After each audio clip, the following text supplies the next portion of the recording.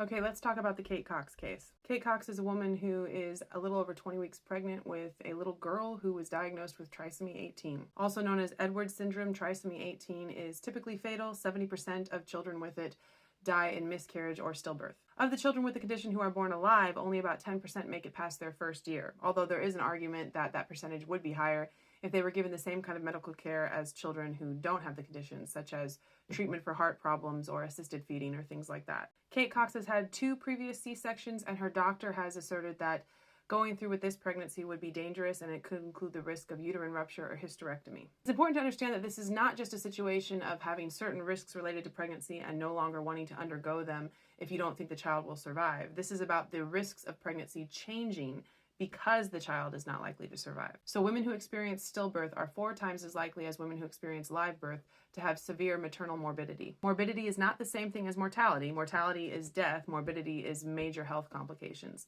Still, it indicates that when you have a greater risk of intrauterine fetal death, you have a greater risk of maternal health complications. Anyway, Kate Cox sued Texas to be able to get this abortion, and a district court issued a restraining order against the Texas abortion law and said, yes, she can get this abortion.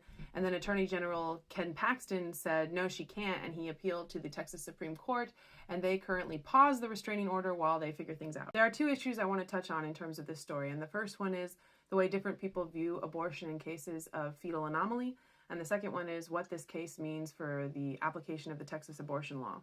So first I want to talk about some of the differences between, broadly speaking, it's a generalization, between pro-choice and pro-life viewpoints when it comes to fetal anomaly. The first and perhaps most obvious difference is that, broadly speaking, pro-choice people do not view embryos and fetuses as people or as children. They view them as potential people, and pro-life people view them as people and children right now.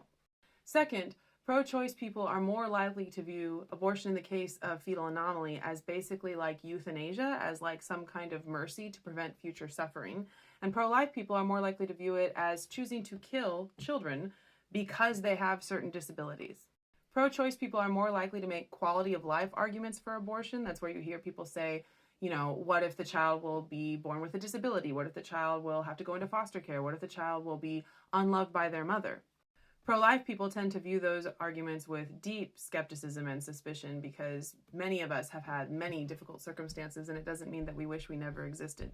I think pro-life people are also more likely to have been exposed to stories or content about false positive diagnosis for all kinds of prenatal conditions. To be clear, there are a lot of pro-life people who think there should be exceptions in abortion laws for fatal fetal anomaly, and there are a lot of pro-life people who are vehemently against it. And I'm not going to try to resolve those differences here. I just wanted to shed some light on some of the different perspectives of fatal anomaly in general. The other aspect I really want to talk about is what this case means for the application of the Texas abortion law.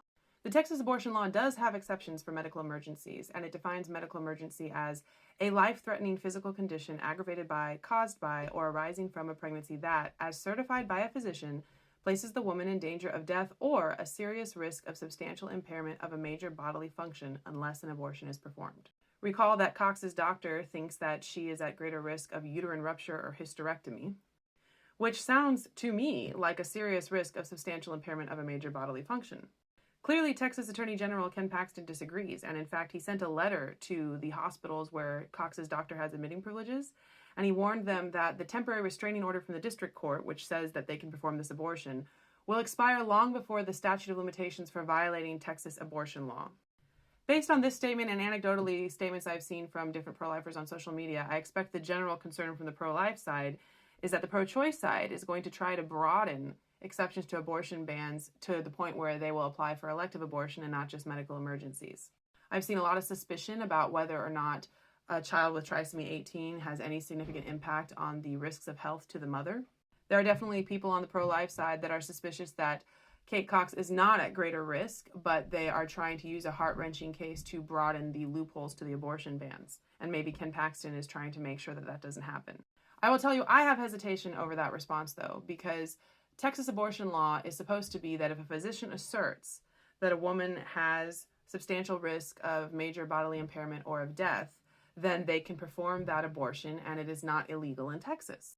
I get that pro-lifers are suspicious of whether abortion providers will act in good faith based on the spirit of these exceptions, but it is completely unworkable and impractical to expect all doctors to have the time and space to clear their different emergency cases with the Texas Attorney General's office.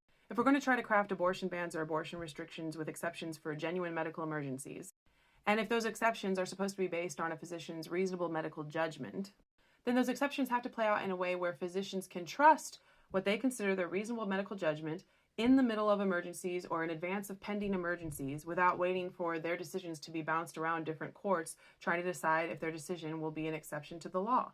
I say this as someone who is passionately pro-life, who is very anti-abortion. I can't stand elective abortion. I want to see it outlawed in our country, but I also want to do it in a way that women that are facing genuine medical emergencies can still get life-saving care. I am not alone in that perspective. That is the perspective of basically every pro-lifer I have ever talked to or worked with.